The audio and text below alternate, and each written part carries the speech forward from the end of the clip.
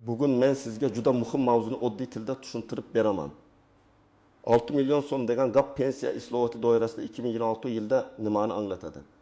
Bu ma'lumot faqat pensionerlarga emas, bugun ishlayotgan har bir odamga tegishli. Chunki pensiya masalasi 6 yoshga borganda emas, aynan hozir ishlayotgan paytingizda hal bo'ladi. Agar sizning rasmiy ish haqingiz, stajingiz, sug'urta badallaringiz yoki elektron mehnat daftarchangizda xatolik bo'lsa, ertaga pensiya miqdoringizga bevosita ta'sir qiladi. Shuning uchun videoni oxirigacha ko'ring. Men 6 million so'mdan yuqori daromad atrofidagi gaplar nimani bildirishi, kimlar bundan yutishi, kimlar ehtiyot bo'lishi kerakligi. 2026 yilga qadar nimalarni tekshirish zarurligini batafsil tushuntiraman. Kanalga hozirroq obuna bo'ling, videoga like bosing, chunki bunday mavzularda kech qolgan odam ko'pincha pulini yo'qotadi. Avvalo, pensiya tizimining asosiy mantiqini tushunib olaylik. Pensiya bu davlat tomonidan yoshga yetding, mana pul deb beriladigan tasodifiy to'lov emas. Pensiya sizning ish faoliyatingiz, rasmiy stajingiz, to'langan badallar, ish haqi miqdori va hujjatlaringiz to'g'ri yuritilmaganiga bog'liq bo'lgan tizimdir. Oldingi yillarda ko'pchilik odamlar pensiya haqida jiddiy o'ylamagan. Ishlayapman-ku, keyin pensiya chiqadi deb yurishgan. Lekin muammo shundaki, hamma ishlagan davr ham pensiya stajiga avtomatik kiravermaydi. Agar siz norasmiy ishlagan bo'lsangiz, konvertda oylik olgan bo'lsangiz, ish beruvchi sizni yarim stavkada ko'rsatgan bo'lsa, yoki hujjatlarda ish boshlagan sanangiz noto'g'ri kiritilgan bo'lsa, bu ertaga pensiyaga chiqishda seziladi. Endi 6 million so'm degan masalaga kelamiz. Ko'p muhokamalarda bu ibora rasmiy daromadning pensiyaga ta'siri, badallar bazasi, yuqori ish haqi oladigan fuqarolarning kelajakda pensiyasi va tizimda adolatli hisoblash mexanizmlariga bog'lab aytilmoqda. Oddiy qilib aytsam, agar odamning oylik daromadi 6 million so'mdan yuqori bo'lsa, bu uning pensiyasi avtomatik ravishda juda katta bo'ladi degani emas.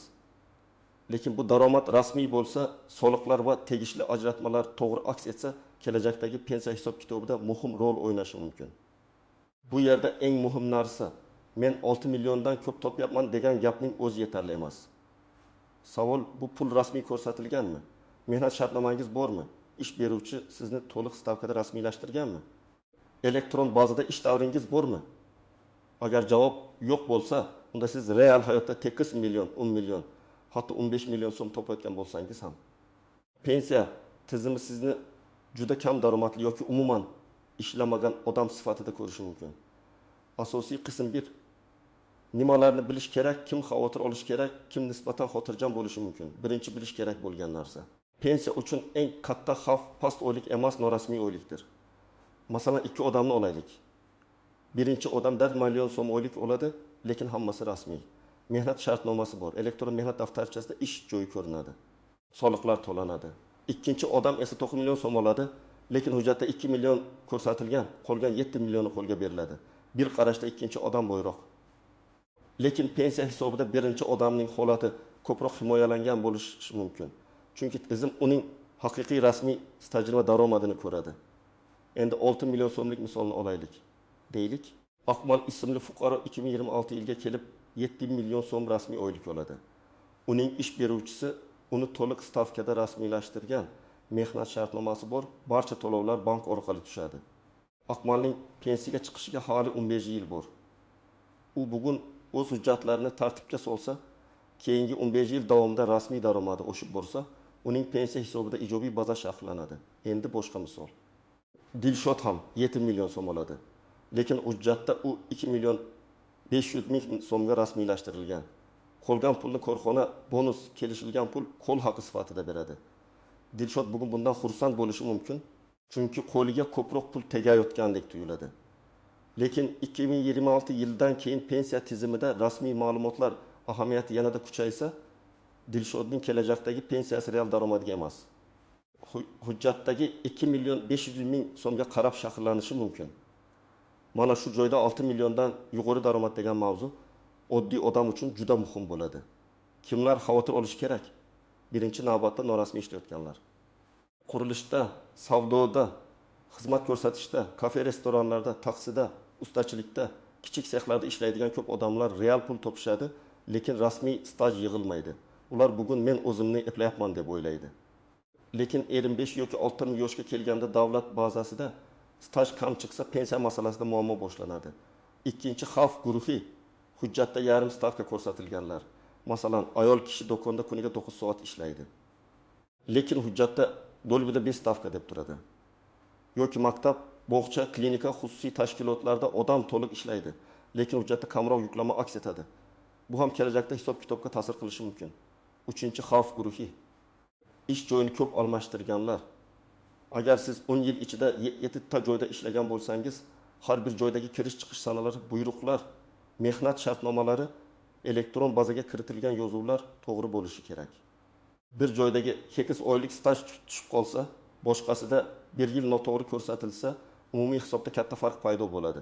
4-chi xavf guruhi chet elda ishlaganlar. Masalan, odam Rossiyada, Qozog'istonda, Turkiyada yoki Koreyada ishlagan bo'lishi mumkin. U yerda rasmiy ishlaganmi? Shartnoma bormi? Badallar to'langanmi? Davlatlararo kelishuvlar doirasida bu davr qanday olinadi? Bularning hammasi alohida tekshiriladi. Men 10 yil chetda ishladim degan gapning o'zi yetmaydi. Hujjat kerak. Kim nisbatan xotirjam bo'lishi mumkin? Rasmiy mehnat shartnomasi asosida ishlayotgan, oyligi bank orqali tushayotgan, elektron mehnat daftarchasini tekshirgan. Soliq va pensiya ma'lumotlari to'g'ri aks etayotgan odamlar. Lekin men baribir xotirjam bo'ling, umuman tekshirmang demayman. Chunki hatto davlat tashkilotlarida ham eski davrlar, arxiv hujjatlari, familiya o'zgarishi, harbiy xizmat, dekret ta'tili, o'qish davri kabi masalalarda xatoliklar uchrab turadi. Real hayotiy misollar bilan tushuntiraman. Masalan, 45 yoshli Nodir opa 2000 yil ishlagan. U o'zini stajim yetarli deb o'ylaydi. Lekin tekshirtirsa, 2004-2007 yillardagi ish joyi elektron bazada yo'q. Korxona yopilgan, arxivga topshirilgan hujjatlar to'liq emas. Natijada 3 yil staj bo'yicha savol tug'iladi. Agar Nodira opa buni pensiyaga chiqishdan bir oy oldin bilsa, yugur boshlanadi. Lekin bugun bilsa, arxivdan ma'lumotnoma oladi. Sobiq ish beruvchi hujjatlarini izlaydi. Sud orqali tasdiqlash ehtimolini ham ko'rib chiqadi. Farq juda katta. Yana bir misol. 38 yoshli Jamshid IT sohasida ishlaydi. Oyiga 12 million so'm topadi. Lekin u freelancer sifatida chet el mijozlaridan pul oladi. Rasmiylashtirishni esa ortga surib keladi. Bugun daromadi yaxshi. Lekin pensiya tizimi nuqtai nazaridan u bo'sh joyda turishi mumkin. Agar u o'zini o'zi band qilgan shaxs sifatida ro'yxatdan o'tsa, yakka tartibdagi tadbirkorlikni ko'rib chiqsa yoki boshqa qonuniy shaklda daromadini rasmiylashtirsa, kelajakdagi ijtimoiy himoyasi kuchayadi. Yana bitta muhim jihat. 6 million so'm bugungi kunda ko'pchilik uchun katta oylik deb tuyuladi. Lekin inflyatsiya, narxlar o'sishi, minimal iste'mol xarajatlari va ish haqi bozoridagi o'zgarishlarni hisobga olsak, 2026 yilda bu ko'rsatkichning real qiymati boshqacha bo'lishi mumkin. Demak, 6 millionni faqat raqam sifatida emas, tizimdagi chegaraviy ko'rsatkich, rasmiy daromad madaniyati va pensiya hisob-kitobiga siklada tushunish kerak. Endi eng ko'p odam adashadigan joylarga o'tamiz. Birinchi tuzoq, men ko'p pul topaman, demak pensiyam ham yaxshi bo'ladi degan fikr. Yo'q, doim ham bunday emas. Pensiya tizimi cho'ntagingizdagi naqd pulni emas, hujjatdagi va davlat bazalaridagi rasmiy ma'lumotni ko'radi. Agar daromad yashirilgan bo'lsa, tizim uni hisobga olmaydi. Ikkinchi tuzoq, ish beruvchim hammasini biladi, o'zi to'g'ri qiladi degan ishonch. Men amaliyotda ko'p ko'rganman. Xodim yillar davomida ishlaydi, lekin ish beruvchi uni kech rasmiylashtirgan bo'ladi. Masalan, odam 2020 yil yanvardan ishlagan, lekin shartnoma 2020 yil sentabrdan tuzilgan. Bu 2 oy yo'qoldi degani. Yoki ish beruvchi oylikni bir muddat kechiktirib, hisobotlarni noto'g'ri topshirgan bo'lishi mumkin. Siz o'zingiz tekshirmasangiz, buni hech kim siz uchun kafolatlamaydi. Uchinchi nozik jihat, familiya, ism, pasport ma'lumotlari o'zgarishi. Ayollar turmushga chiqqandan keyin familiyasini o'zgartiradi, pasport ID kartaga almashadi. Eski hujjatlarda boshqa yozuv bo'ladi. Agar elektron bazalarda bog'lanish to'g'ri qilinmagan bo'lsa, eski ish davrlari topilmay qolishi mumkin. Bu kichik texnik masala emas, pensiya vaqtida katta muammoga aylanishi mumkin. 4-chi nozik jihat, dekret ta'tili va bola parvarishi davri. Ko'p ayollar men ishlamadim, demak umuman hisoblanmaydi deb o'ylaydi. Ayrim davrlar qonunchilikda belgilangan tartibda stajga qo'shilishi mumkin. Lekin buning uchun hujjatlar to'g'ri bo'lishi kerak. Bola tug'ilganlik haqidagi guvohnoma, buyruqlar, ta'tilga chiqish va qaytish sanalari, ish joyi ma'lumotlari muhim. Beshinchi jihat harbiy xizmat.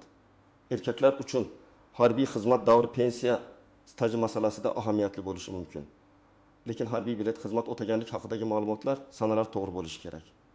Xizmat qilganman degan og'zaki gap yetarli emas. 6-tuzoq pensiyaga chiqishga hali vaqt bor, keyin ko'raman. Men ekspert sifatida eng xavfli gap shu deb hisoblayman. Chunki pensiya hujjatlari bir kunda tiklanmaydi.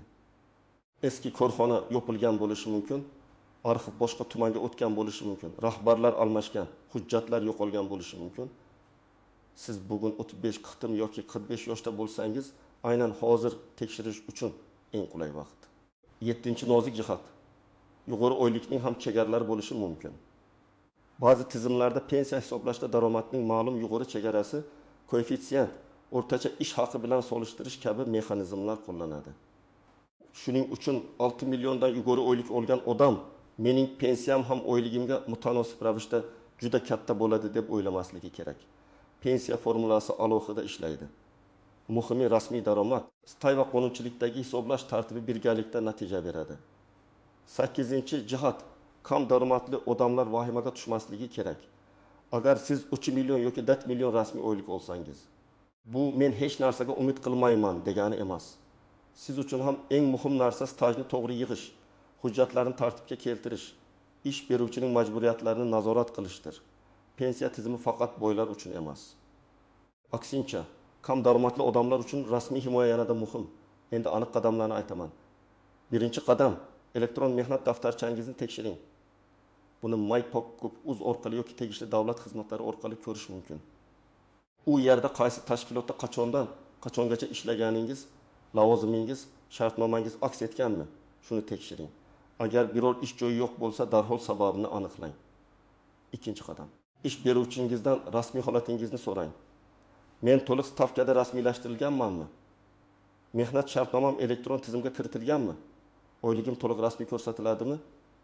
Degan savollarni berishdan uyalmang. Bu sizning qonuniy huquqingiz. Ish beruvchi xafa bo'lishi kerak emas, chunki gap sizning kelajakdagi pensiyangiz haqida ketmoqda. 3-qadam, bank orqali tushayotgan oyligingizni hujjatdagi oylik bilan solishtiring.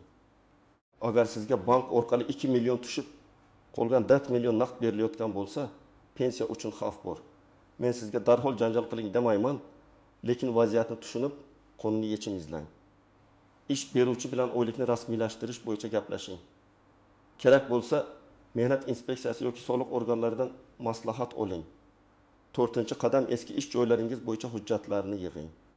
Mehnat daftarchangizning eski nusxalari, buyruqlar, shartnomalar, ish haqi ma'lumotnomalari, arxiv ma'lumotlari, harbiy bilet, diplom, tug'ilganlik guvohnomalari, nikoh va familiya o'zgarishi hujjatlari, bularning barchasi kerak bo'lishi mumkin. Hujjatni bugun tartibga solish ertaga asab va pulni tejaydi. 5-qadam, agar korxona yopilgan bo'lsa, arxivga murojaat qiling. Tuman yoki shahar arxivlari, sobiq tashkilot hujjatlari topshirilgan idoralar orqali ma'lumot olish mumkin. Arizangizda aniq yozing. Qaysi tashkilotda, qaysi yillarda, qaysi lavozimda ishlagansiz. Sizga ish staji va ish haqi bo'yicha ma'lumotnoma kerak. Arizada pasport ma'lumotlari, telefon raqami, yashash manzili bo'lsin. 6-qadam, chet elda ishlagan bo'lsangiz, hujjatlarni saqlang. Mehnat shartnomasi, ruxsatnoma, ish beruvchi ma'lumotnomasi, sug'urta badallari to'langanini tasdiqlovchi qog'ozlar, tarjima va notarial tasdiqlar kerak bo'lishi mumkin. Har bir davlat bo'yicha tartib farq qiladi. Shuning uchun oldindan mutaxassisga murojaat qilish foydali. 7-qadam, o'zingizni o'zi band qilgan bo'lsangiz yoki freelancer bo'lsangiz, daromadni qonuniylashtirish yo'lini tanlang. Bugun ko'pchilik onlayn ishlaydi. Dizayner, dasturchi, repetitor, tikuvchi, usta kuryer, haydovchi. Bunday odamlar mening boshlig'im yo'q deb o'ylaydi. Lekin pensiya nuqtai nazaridan siz baribir rasmiy maqomga ega bo'lishingiz kerak. O'zingizni o'zi band qilish, ITT ochish yoki boshqa shaxsni tanlash bo'yicha soliq organlaridan maslahat oling. 8-qadam, pensiya bo'limiga yoki yagona interaktiv davlat xizmatlari portaliga murojaat qilib, oldindan maslahat oling. Pensiyaga chiqishga 10 yil bo'lsa ham o'z stajingizni taxminiy tekshirtirish foydali. Ayniqsa, ejim yoshdan oshgan erkaklar va 45 yoshdan oshgan ayollar buni kechiktirmasligi kerak. 9-qadam, barcha murojaatlarni yozma qiling. Telefon orqali gaplashish yaxshi, lekin rasmiy javob kerak bo'lsa, ariza yozing. Arizaga kirish raqami oling yoki elektron tizim orqali yuboring. Shunda sizda keyin isbot bo'ladi. Men borgan edim. Aytishdi degan gap huquqiy jihatdan kuchsiz. 10-qadam. Oilangizdagi katta yoshli insonlarning hujjatlarini ham tekshiring. Otangiz, onangiz, qaynotangiz, qaynonangiz pensiyaga yaqinlashayotgan bo'lsa, ularga yordam bering. Ko'p ota-onalar elektron tizimlardan foydalana olmaydi, lekin ularning hujjatidagi kichik xato pensiya miqdoriga ta'sir qilishi mumkin. Menimcha, 2026 yil pensiya mavzusida odamlar uchun ogohlantiruvchi davr bo'ladi. Tizim asta-sekin qog'ozdan elektron ma'lumotlarga taxminiy yondashuvdan aniq hisob-kitobga o'tmoqda. Bu yaxshi tomoni bilan ham, qiyin tomoni bilan ham keladi. Yaxshi tomoni rasmiy ishlagan. Hujjatini to'g'ri yuritgan odamning huquqi aniqroq himoyalanadi. Qiyin tomoni norasmiy ishlagan, hujjatga e'tibor bermagan odamning muammosi ko'rinib qoladi. Biz 6 million so'm degan signalni men shunday tushuntiraman. Endi daromad qancha bo'lishidan qat'i nazar, uning rasmiyligi eng asosiy masalaga aylanadi. Siz 6 milliondan kam olasizmi yoki ko'p olasizmi farqi yo'q. Tizim sizdan hujjat, staj va rasmiy to'lovlarni ko'radi. Agar hammasi joyida bo'lsa, siz kuchliroq pozitsiyadasiz. Agar hammasi og'zaki kelishuvda bo'lsa, xavf bor. Yana bir narsani alohida aytaman. Pensiya islohoti degani faqat pensiya yoshini o'zgartirish yoki to'lov miqdorini oshirish degani emas. Islohot degani hisob-kitob tizimi, adolat mezoni, moliyaviy barqarorlik, rasmiy bandlikni oshirish, yashirin iqtisodiyotni kamaytirish, odamlarni o'z kelajagi uchun mas'ul qilish degani hamdir. Shuning uchun bu mavzuni faqat menga qancha pul beriladi deb emas, men bugun qanday huquqiy iz qoldiryapman deb tushunish kerak demak. Bugungi asosiy fikr shuki, 2026 yilga borib pensiya masalasida rasmiy daromad, staj va elektron ma'lumotlar yanada muhim bo'ladi. 6 million so'mdan yuqori oylik olishingiz yaxshi, lekin u rasmiy bo'lmasa, pensiya uchun katta foyda bermasligi mumkin.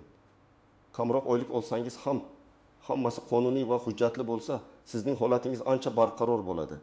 Bugunoq elektron mehnat daftarchangizni tekshiring. Ish beruvchingizdan rasmiy ma'lumotlarni so'rang. Eski hujjatlarni yig'ing. Arxiv masalalarini kechiktirmang. Pensiya kelajakdagi mavzu emas, bugun boshlanadigan moliyaviy xavfsizlikdir. Siz bu islohot haqida qanday fikrdasiz? 6 million so'm chegarasi yoki yuqori rasmiy daromad pensiya tizimida qanday rol o'ynashi kerak deb o'ylaysiz? Fikringizni izohlarda yozing. Video foydali bo'lgan bo'lsa, like bosing. Kanalga obuna bo'ling va yaqinlaringizga ham yuboring. Bu ma'lumot har bir ishlayotgan odamga kerak.